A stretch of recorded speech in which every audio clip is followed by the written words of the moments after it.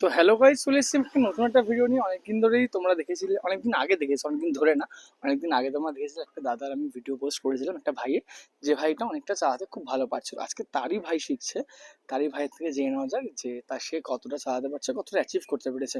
চলো তাহলে জেনে নেওয়া যাক।